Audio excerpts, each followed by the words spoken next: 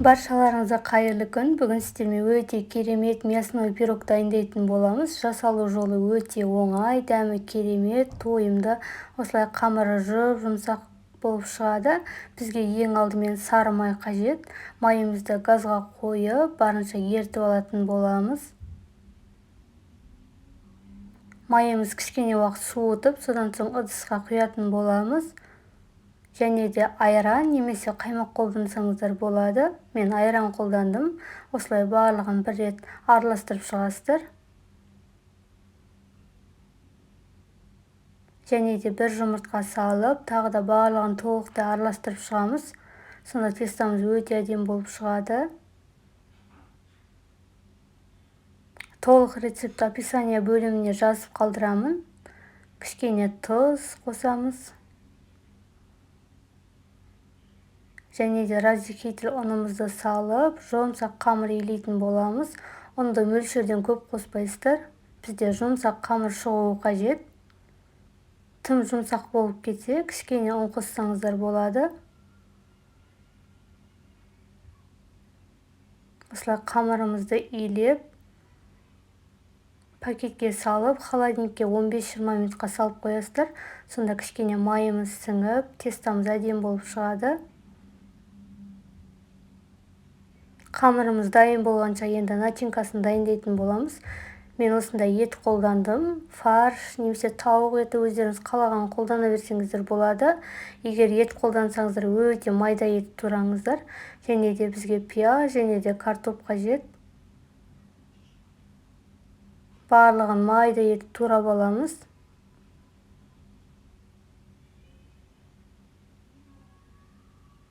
Картоп қоспай, тек қана фарш пияздан жасасаңыздар да болады.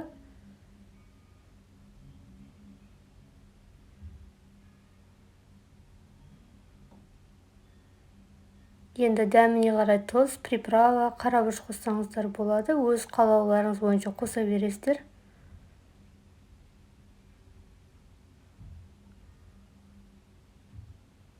Барлығын жақсылап мызып шығамыз. Пияздың кішкене суы шығып, приправаларымыз араласып жақсы сіңуі қажет.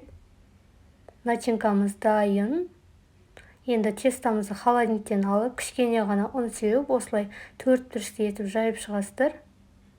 Қамыр өте оңай жайылады. Көп ұн қосудың қажеті жоқ.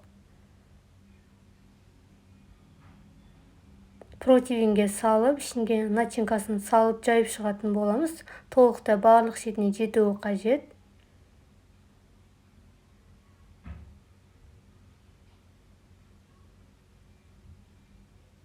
Екінші тестамызды дәл солай жайып шығасыздар. Кішкене бөлігін алып қалып, бетін сәндесеңіздер де болады. Осылай екінші бетін жауып, шетін жақсылап жауып шығасыздар. Ішіндегі начинкамыз шашылып кетпеуі қажет. Бетін кішкене осылай сәндедім. Бетіне жұмыртқаның сарысын жағып, қызып тұрған пеште 180 градуста пісіретін боласыздар. Ішіндегі еті, картопы толықтай пісуі қажет. Одан жоғары градуста пісірмеңіздер. Біздің пирогымыз дайын, өте оңай дайындалады.